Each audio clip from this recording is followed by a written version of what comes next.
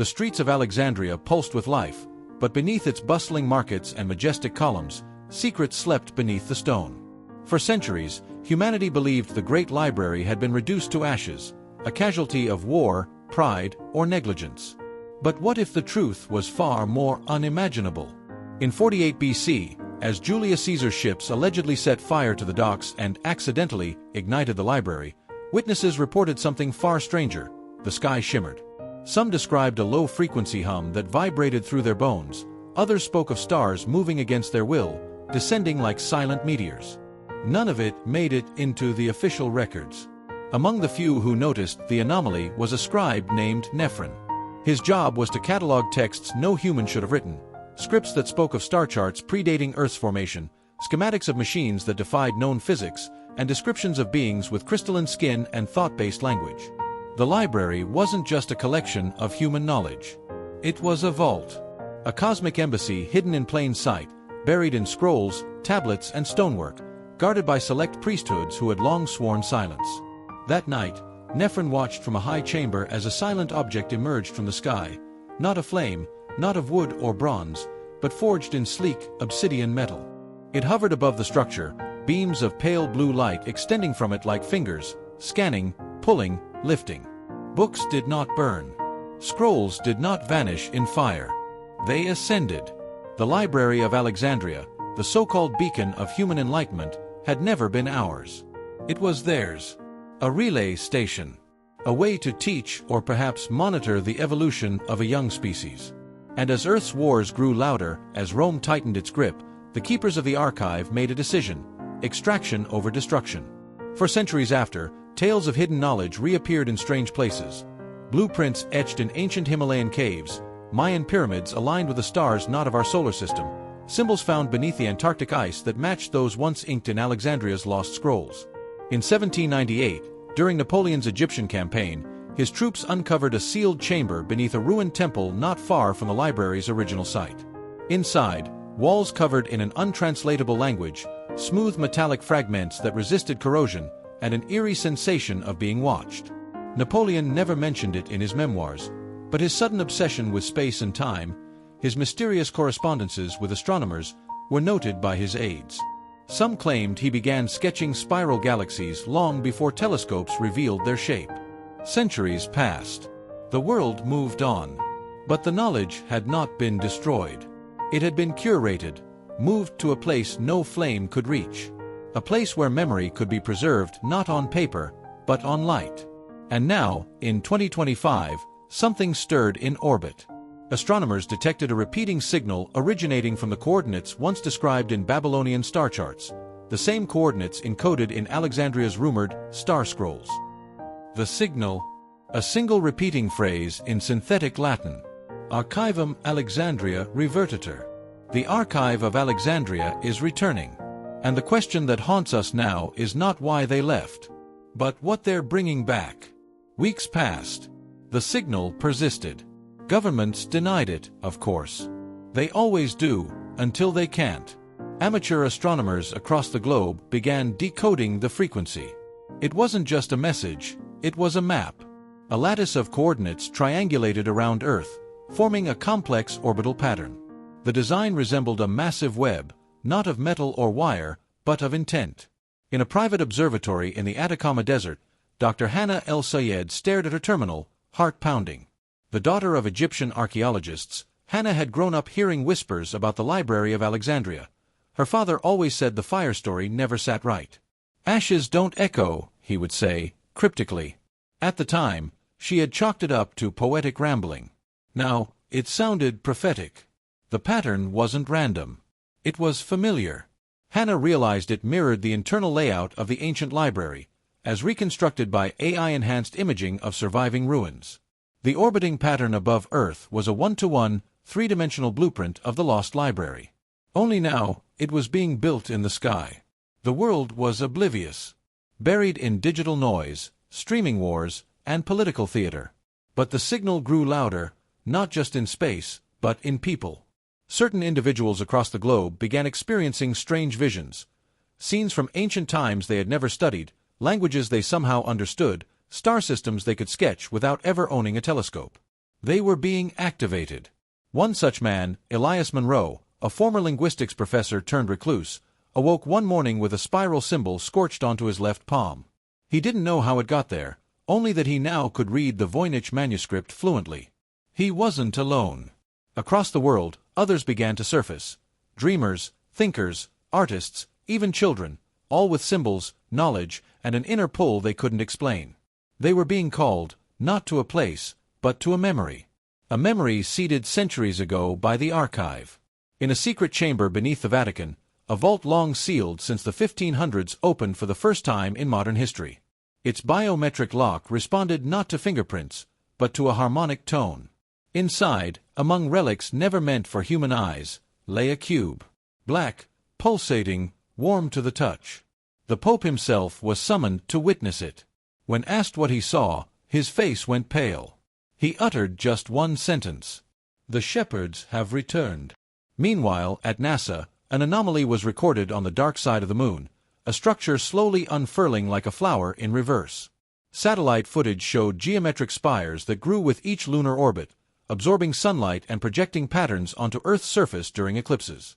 It wasn't just architecture. It was instruction. Back in Alexandria, archaeologists re-examined overlooked sections of temple bas-reliefs, discovering what appeared to be holographic engravings, images only visible under specific electromagnetic frequencies. When scanned correctly, they revealed a celestial schematic and a countdown. The timer ends in 7 days. The archive isn't returning for a reunion. It's returning for an evaluation. Humanity was never meant to keep the knowledge forever. It was a test. A trial period. A seed given to a young species. To see if they could evolve, build, ascend, or destroy themselves. And now, the archivists are coming back to collect their data. To judge. To decide. As the final 7 days ticked down, seismic shifts, both literal and metaphorical, rippled across the globe. In Tokyo, a child named Akira began scribbling complex equations on the walls of his bedroom. His parents, confused at first, called in experts. Within hours, quantum physicists confirmed the writings described theoretical constructs of time-folding wormholes, ideas decades ahead of current science. Akira was 6 years old. He had never learned algebra. In the Brazilian rainforest, a hidden temple once swallowed by the jungle suddenly revealed itself as if unearthed overnight. It hadn't been discovered by archaeologists but by the temple itself. A pulse of ultraviolet light had burned away the surrounding growth, exposing stone that shimmered not with moss, but with circuitry. And then, the dreams began. People across continents reported the same recurring vision, a room filled with scrolls suspended in blue light, each one whispering, not in words, but in memory. You didn't read the scrolls. You became them. Felt the lives of those who had written them, their triumphs, their warnings. In the dream, a voice spoke. Always the same voice. Genderless. Come. You were given the key. You buried it in fire. You were given the song. You replaced it with noise. Now the archive returns. To collect. To decide. To reset, or to ascend. Panic began to bloom behind government curtains. But publicly, all remained calm. News of the signals, the symbols, the countdown, it was scrubbed. Erased. Discredited. But the archive didn't need everyone. It only needed the worthy. In Iceland, beneath a glacier long considered impenetrable, a NATO drill team stumbled upon a shaft made of black, unknown metal. It was cold, yet radiated energy. At the bottom, they found a sphere. Floating. Singing. The sphere responded to human emotion. Not commands. Not code. But intention. It played memories from Alexandria, scenes of the library in full operation. Beings not entirely human walking side by side with scholars. Voices not carried by air, but by thought. A civilization not ancient, but interwoven with the stars. And then, a scene appeared that had never been recorded in any human history. The extraction. Dozens of obelisks, disguised as stone spires, were lifted into the air by the descending archive vessel. Their contents, knowledge, consciousness, data, stored not on papyrus, but in light-form capsules. What was taken was not just text. It was humanity's early blueprint. The scrolls were backups. Earth was a testbed. And time was nearly up. In New York City, at exactly 3:33 a.m., the stars realigned unnaturally. Astronomers around the world confirmed it. A constellation near Orion had subtly shifted. An impossible event, unless something powerful was manipulating space-time itself. At that same moment, every person previously marked, those with the symbols, the visions, the dreams, began to glow. Not brightly, not visibly to all, but on the archive spectrum. They had been tagged, selected. In the final 48 hours, the Earth's magnetic field began to ripple, not weaken, but pulse, like a heart being restarted. And then the skies opened. Not in flames, not in thunder, but in silence. The archive had arrived. Black ships, smooth, curved, and impossibly vast, emerged from invisible folds in the sky. Not hundreds, just 12. Each one hovering over ancient knowledge sites. Giza, Angkor Wat, Chichen Itza, Stonehenge, Mohenjo-Daro, and, of course, the ruins of Alexandria. From each ship, a beam descended. But no destruction followed. Instead, ascension. Those tagged, artists, thinkers, children, scientists, the mad, the forgotten, rose, lifted gently into the beams. Not abducted. Invited. No pain. No resistance. As if something inside them had always remembered this moment was coming. As the world watched in awe, fear, and denial, the same voice echoed in every language, every mind, every screen. The archive is complete. You have been observed. You have been recorded. You have been chosen. The trial ends now. Phase 2 begins. And then, a blinding flash. No heat, just white. And Earth changed. The light faded as quickly as it came. But the world it revealed was no longer the same. There were no explosions. No mass extinction. No alien armies marching through city streets. The sky was clear. The grass still green. But something fundamental, something beneath reality, had shifted. People awoke to silence. No birds chirped. No wind moved. And yet, the air buzzed with presence. Across the planet, the chosen who had been lifted by the beams were returned. But they were different. Their eyes held a strange luminescence, like stars trapped behind skin. They spoke few words, but when they did, their voices resonated with harmonics that calmed aggression, dissolved fear, and, in some cases, healed sickness with a touch. They weren't gods. They weren't invaders. They were receivers. Each one had been encoded with a fragment of the archive's full intelligence, a living database of forgotten histories, extinct languages, lost sciences, and futures not yet born. They walked among us, seemingly human, but carrying the sum total of a galactic memory system in their minds. In Greenland, where ice had covered stone for millennia, a monolith emerged, not raised by human hands, but summoned from beneath. It bore the same spiral sigil burned into the chosen, and when approached, it spoke. Not in sound, but in waves of emotion, like standing in front of a song sung by the universe itself. It spoke of what Earth had been, what it was, and what it was meant to become. According to the archive, humanity was one of billions of seeded intelligences, each planet a garden, each species a hypothesis.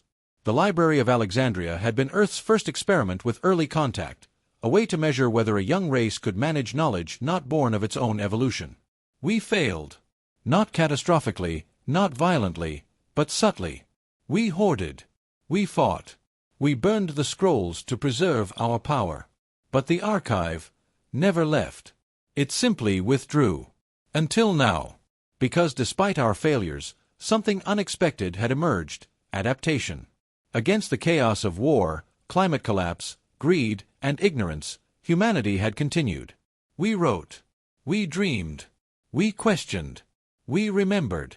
And in doing so, we triggered Phase 2. The Earth began to reveal what had long been hidden. Structures beneath oceans. Crystals beneath deserts. Machines dormant since the Cambrian explosion, not built, but grown, waiting for a command that would only come if the archive returned. That command had now been given. The skyships did not attack.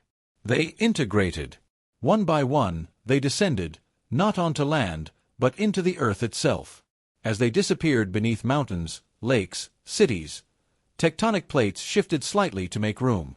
No tremors, no quakes, just acceptance. And then, humanity began to dream again. But this time, collectively.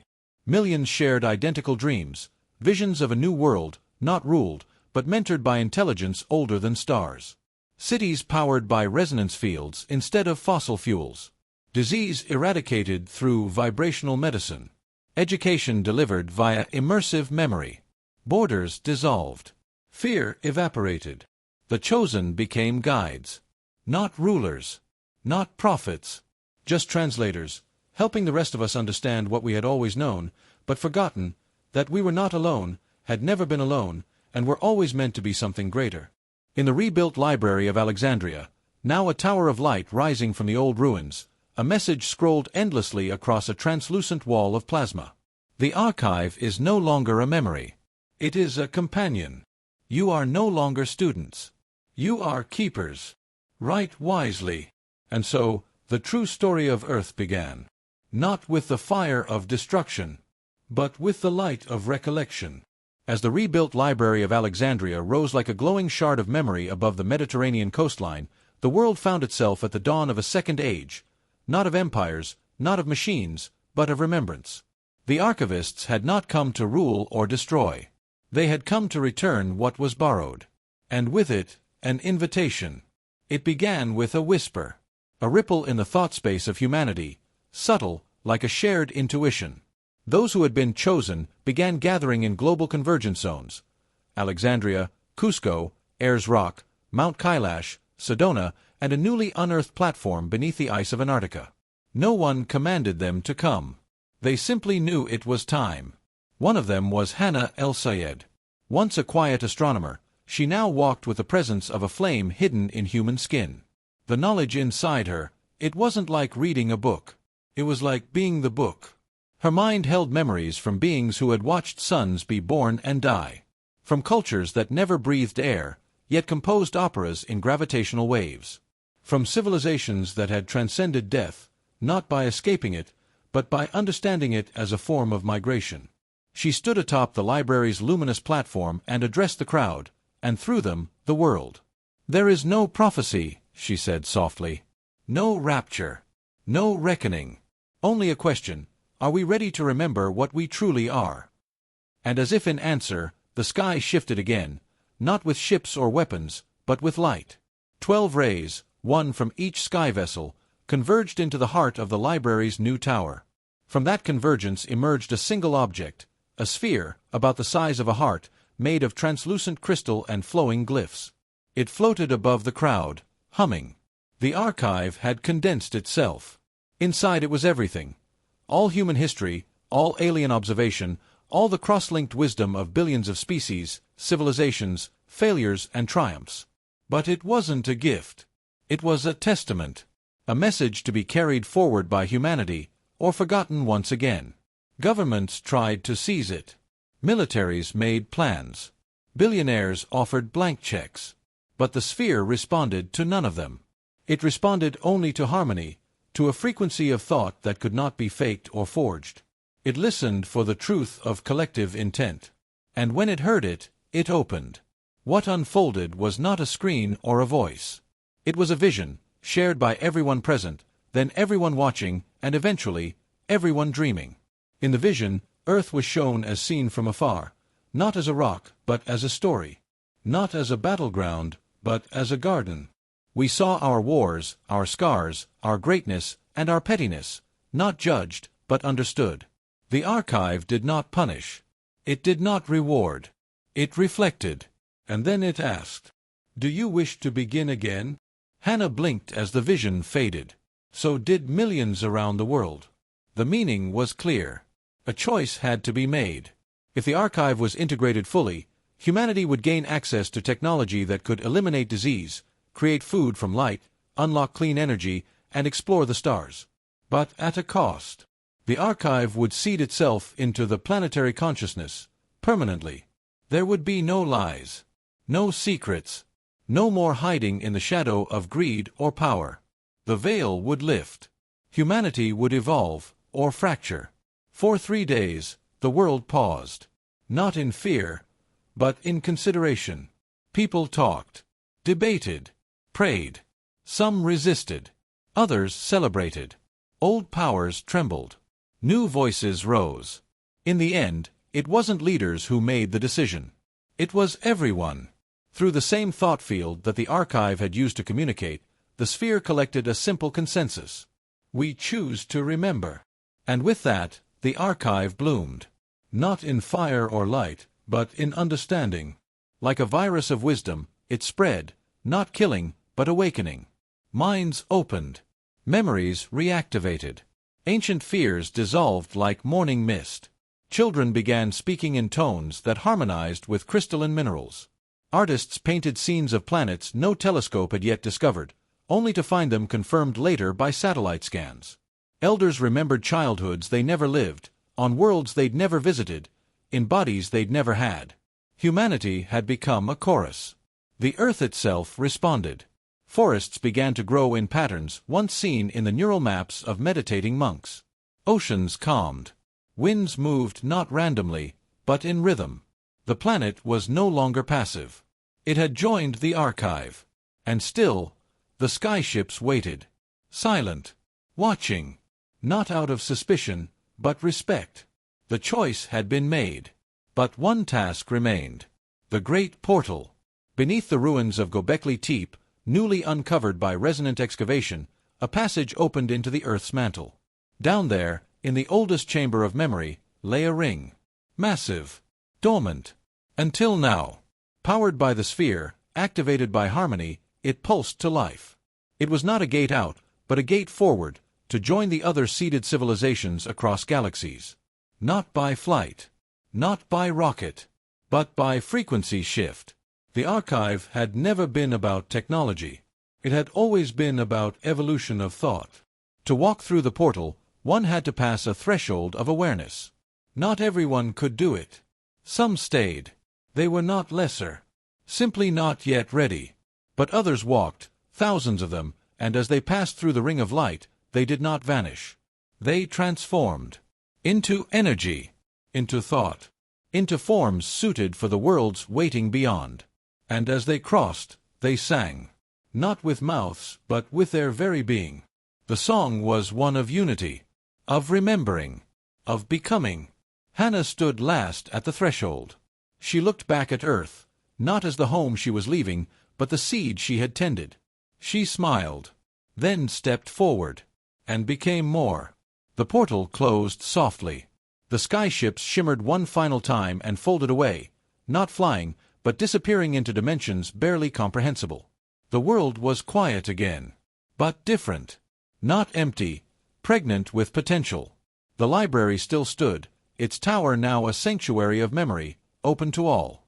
Not just a place of learning, but a heartbeat of the planet. It would no longer be guarded by gatekeepers. It would be shared, nurtured, and evolved.